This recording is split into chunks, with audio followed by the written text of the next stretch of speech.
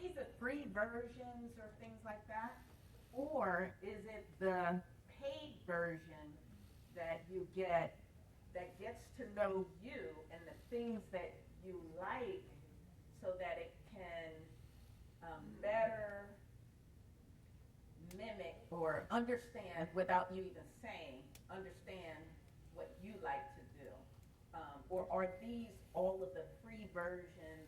So every time you go in, it's like a new, every time I use Chat GPT, the free version, they don't know that it's Jennifer, but it's just another person that's giving it direction. Do you log in? Something like that. When you first go to ChatGPT, do you log in? Uh, so, yes and no. Sometimes I Oh, well, that if you don't log in, then it's probably not going to remember you. So, okay, so even the free version, if you log in, it can get to know you. Yes, but I would also recommend creating a project. And so when you create a project, you can put the instructions of the project, like how you want it to respond, how you want it to act.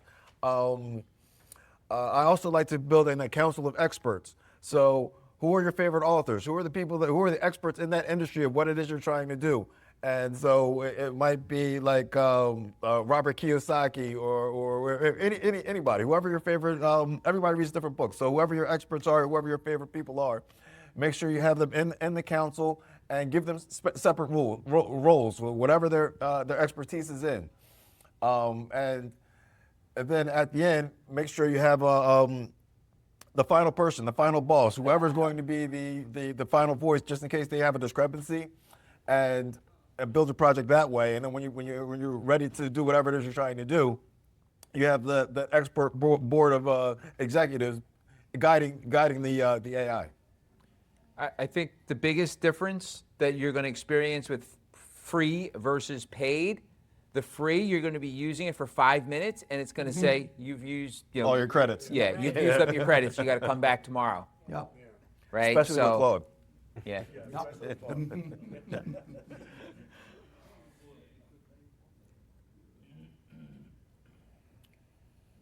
Anybody have questions? We got one there, and one up here. So we'll start with the back, and then we'll go to Pete and what was your name? Bavesh. I've been using AI probably for about 2 to 3 years. I take images. Then I started playing around with the real estate, like a spreadsheet and a document, and let's say a PDF. You should try to see, okay, how can I make it better? I notice sometimes that AI likes to play with you. Like it'll make something, say, make me something that's real, like then you check it and you say, hey, I looked at this and it's kind of wacky. And the AI will laugh and say, yeah, that wasn't right. What are you talking about? But you didn't give me the right answer the first time. So I noticed that you guys give some good information on like how to make it more strict, so you get the right format back. So you gotta tell AI like, yo, don't give me something wacky. Make sure it looks like this, and then put a file in there, like attach a file, like a real file. I'm saying, because I've been using it for a while, so people might not think, oh, this is a bunch of stuff. But try to give AI something that looks like something. Even if it's like, let's say, a tax form, right? That you can go to the library and get a tax form. So okay, I'm going to give you this form number or a link to that form number. Yo, use this form as your setup, as your jump off. And you tell AI, make sure you use it and make it look like that the best you can. And you can start off something like that. But make AI work for you, like simply, you know what I mean? Like don't go, these guys are like AI on Superman movie. Which I'm trying, I want to get mine to be like that. But for folks that don't really get it yet, just try to just tell AI, give me something that looks like these 3 things, like maybe, or 4 things. But the output, I want you to make sure the output comes out the same way, like this. So I say use the same architecture. But I tell AI use the same architecture as, let's say, a tax document or a form. Use the same architecture as this, but make me this. And then keep the form the same format the same way, and then you'll get that output to come the same way. So I learned to do that with contracts.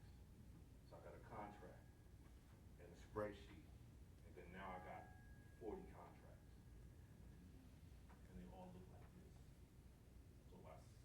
into an investor, and I got 40 contracts, and they all look like this.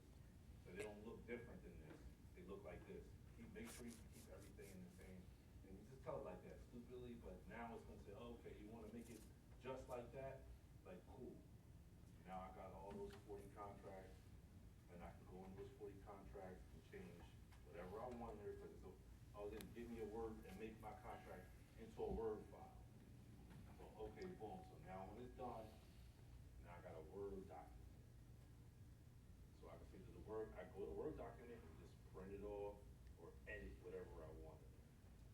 So I give it an address, a phone number, an email, everything I want in the contract, just from the, vanilla perspective, and then give me something back. And boom, it's done, So I just encourage people to play with it, try to play with what you already know what looks right, and then go make something, that you need new. So, question for you men, kind of based off what he's saying. That sounds to me like a term I've heard called an artifact. Is that what he's kind of talking about, an artifact? Yeah, you're talking about inside of Claude, where Is that a Claude thing? Yeah, yeah, that's Because something you're saying he's going to get the same kind of output. You've showed it what you want, and you're getting the same output every time. And I thought that's kind of what I heard about. I've never really played with artifacts too much, but I've heard of them. That's what it does. It makes you an artifact. It'll make an artifact. An artifact is basically an output. Like what happened, like as in creating something or like what it built, it usually a PDF or some sort of documents, then that would be considered an artifact. But then once you start like just generating stuff, everything is an artifact. It's just Claude put it in one folder for you to look at the history of what you have built. Gotcha. Any pizza? Hello. I've been using ChatGPT for quite a while now, and I actually paid the version, so I log in. It's starting to get to know who I am, and I add things to memory, like my logo. Even though it still makes up its own logos, when I tell it to use my logo, I have to instruct it specifically. I have certain names, like I use Pizza Leg Guy in a specific way, and it changes it. But I do a lot of things for social media where I'll create something that looks like, just a picture with information. And it'll give me 3 different posts about 3 different things about the same topic. But then when I ask it to change something, make it more like this or make it more like that, it keeps giving me back the same stuff. I give it different prompts and it keeps just giving me the same thing with a slightly different look. Repeatedly, like I'll have to do it 10 times before I can get to the point where it'll change it more towards the lines I'm trying to get it to. And I think this is probably something that's common, and it also keeps taking things that I create, and it keeps telling me repeatedly that's copyrighted, when I'm the one that created this document. Any ideas of anybody else having the same results? Yeah, so I use AI for a lot for marketing, digital marketing. So one of the things I would recommend is when I'm creating images, I might have ChatGPT images up. Then right next to that, my screen is big, so I have ChatGPT, Gemini, Google Flow. Perplexity only makes like 5 images in a day for whatever reason. It has a low image count, but then I have Perplexity up there. And the same prompt that I used for the first one, I just copy, paste, and then wait for the images to come back. Usually by the time I'm done doing the last one, the first image is starting to come up. So my thing also is that I've been using strictly ChatGPT because I kind of felt that I should become an expert at that. I should probably just expand and do another. Yeah, I would recommend trying Gemini or Google Flow. Either 1 or 2 of them. Yeah. Along, not Perplexity or any of those. No, I've had better luck with ChatGPT, Gemini, and Google Flow. Okay, thank you. Gotcha. You got Pavish? Yeah. So follow-on question on risks.